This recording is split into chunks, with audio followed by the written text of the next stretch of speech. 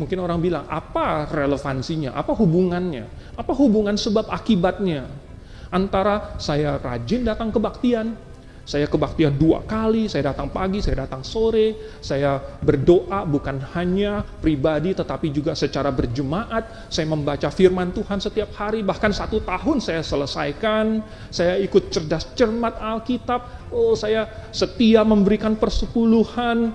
Apa hubungan itu dengan penyelesaian masalah saya? Di mana sebab akibatnya? Datang ke gereja memangnya kasih saya makan? Membaca Alkitab apakah bisa mengenyangkan perut saya? Apakah hutang-hutang saya bisa terbayar dengan saya berdoa setiap hari gitu, datang berdoa secara berjemaat? Di mana hubungan sebab akibatnya? Sekali lagi, buat manusia belum tentu kelihatan. Tetapi bagi Tuhan, ada relevansinya. Yaitu antara tadi itu, ya, rajin datang kebaktian, membaca firman Tuhan, melakukan keadilan, kebenaran, merenungkan firman Tuhan itu siang dan malam. Ada hubungannya bagi Tuhan dengan bagaikan pohon yang tertanam di tepi aliran air, yang tidak layu daunnya dan yang menghasilkan buah pada musimnya.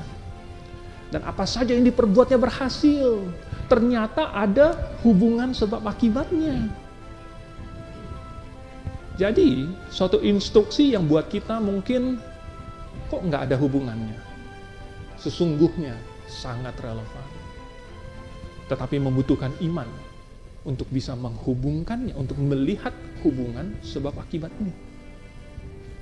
Nah, cerita ini adalah salah satu contoh, cerita yang baik untuk menjadi contoh. Bahwa harga yang harus dibayar untuk taat, dan untuk taat itu selalu ada harga yang harus dibayar, itu masih jauh-jauh lebih murah daripada harga yang harus dibayar kalau tidak taat. Saya ulangi lagi, cerita ini adalah contoh yang baik bahwa membayar harga untuk taat masih jauh lebih baik, jauh lebih murah, jauh lebih enak daripada nanti kalau harus bayar harga ketidaktaatan. Seandainya janda ini tidak mau taat, seandainya dia tidak beriman, seandainya dia mau mencoba menyelesaikan masalahnya dengan kekuatan dan kepandaian dia sendiri, usaha dia sendiri, kedua anaknya akan dijual menjadi budak. Orang berpikir bahwa justru kalau taat kepada Tuhan, itulah yang harus bayar harga. Kalau taat kepada Tuhan, itulah yang harus bayar harga. Sebenarnya salah. Kalau tidak taat kepada Tuhan, harga yang harus dibayar jauh lebih mahal.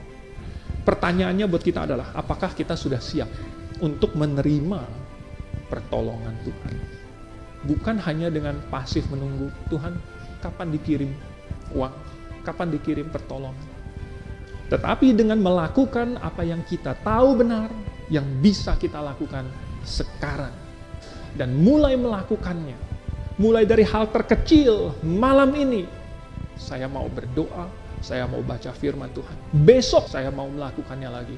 Minggu depan saya akan begini. Saya akan melakukan itu. Yang bisa saya lakukan sekarang, saya lakukan. Maka lihatlah nanti. Kelak kita akan kilas balik ke belakang dan melihat bagaimana Tuhan melakukan mujizat dalam hidup kita.